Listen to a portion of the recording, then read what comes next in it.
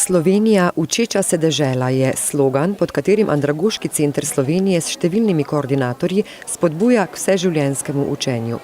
Medtem ko so na odru svoje znanje in veščine prikazali osnovnošolci, plesalci, pevke, glasbeniki in upokojenci, tudi z doma za starostnike, so obiskovalci lahko na stojnicah in na delavnicah pridobili informacije o možnostih raznovrstnega izobraževanja.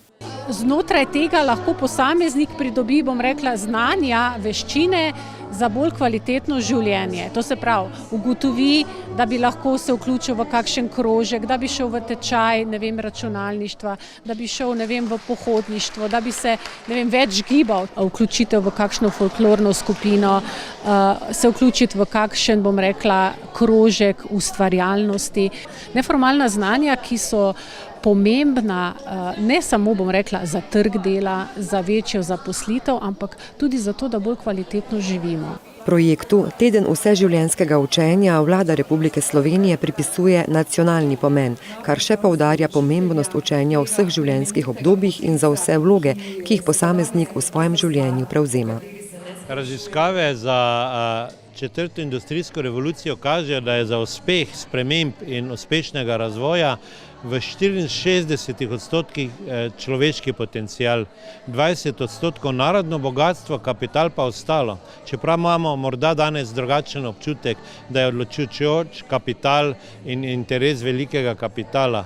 In človeški potencial je uspešen samo, če ima sposobnosti, če ima učenje, znanja.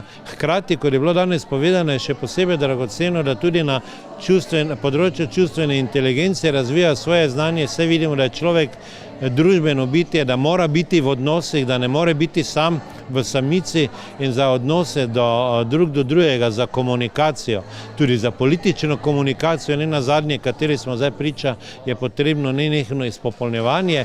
Na paradi učenja v Mariboru je svoje dejavnosti predstavilo več kot 30 društev, letos na temo zdravja.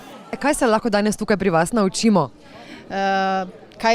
Vidite, kaj če pa delamo, učimo tu v šolo, slovenski jezik.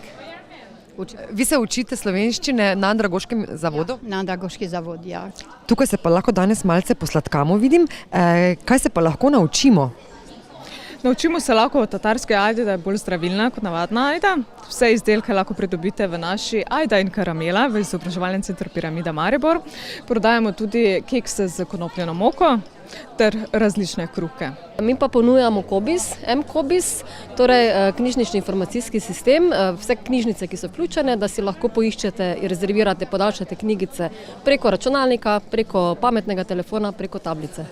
Biti radoveden, radoživ in se nikoli ne nehati učiti je temeljno sporočilo parade učenja. Dogodki v zvezi s promocijo znanja pa bodo po vsej Sloveniji potekali vse do konca junija.